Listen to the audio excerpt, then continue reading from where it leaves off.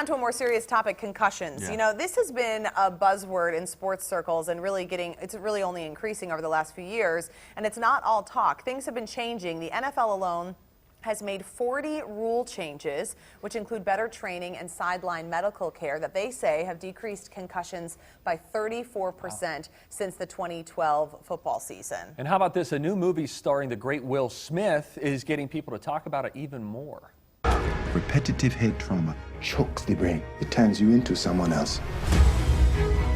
Tape, needles, Vicodin, Toradol, whatever it takes to keep them in the game. It's business. Get me a meeting with the commissioner. They don't want to talk to you. Well, that's Ooh, going to be a man. hot topic movie. Yes. NFL not all too pleased about that. Now, if your kid plays sports and maybe takes a hard hit at some point, you should know that there are options. As TCL reporter Kelly Hansen shows us, National Dizzy and Balance Center right here in the Twin Cities is leading the way when it comes to diagnosing concussions and getting kids back in the game.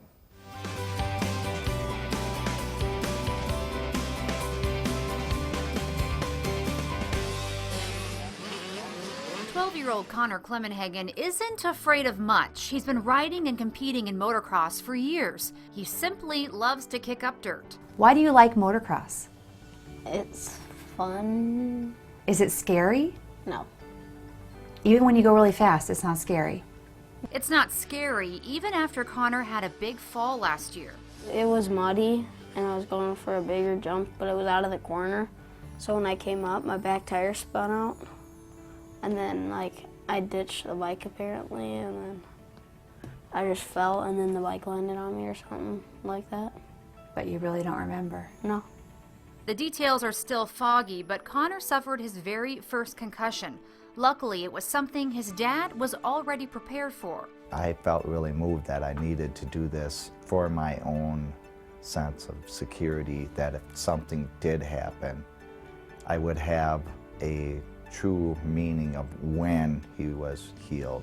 Just 3 weeks before the concussion, Connor's dad reached out to National Dizzy and Balance Center in Edina. We know concussion happens at a neuronal level, and so it looks at how those neurons are firing, and if they're damaged, they're not going to fire as well. Hey Connor, I'm Caitlin. Nice to meet you.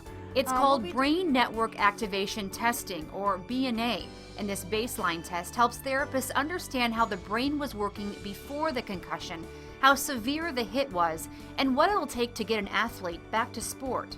It's helping us get baselines, which is such a huge thing. If we can just get awareness to get people in for baselines, BNA, impact, or balance testing, it's just going to help us make such better return to play decisions.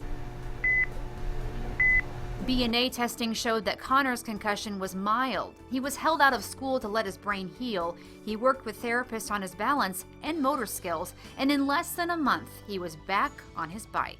He followed directions. You can see his dad is really dedicated. He's really dedicated to the sport, so they listened when they came in. They followed the protocol to a T, and that's how it should be. Most concussions will heal up in a couple of weeks if you just stick with what the recommendations are. You know, what's even more interesting about that BNA test is since it's looking at your neurons, Wow. it's not like you can fail. It's not like, oh man, I didn't get a lot of sleep last night. Yeah. And then so things look a stressed little bit differently. out. It's going deeper than that. So it kind of takes the pressure off. So if you want to learn more about baseline concussion testing at National Dizzy and Balance Center, they're holding an event on Saturday, January 30th. To register and to learn more about baseline testing, we've posted their contact information on our website. That is twincitieslive.com. We also want to say thanks to the National Dizzy and Balance Center for sponsoring Twin Cities Live.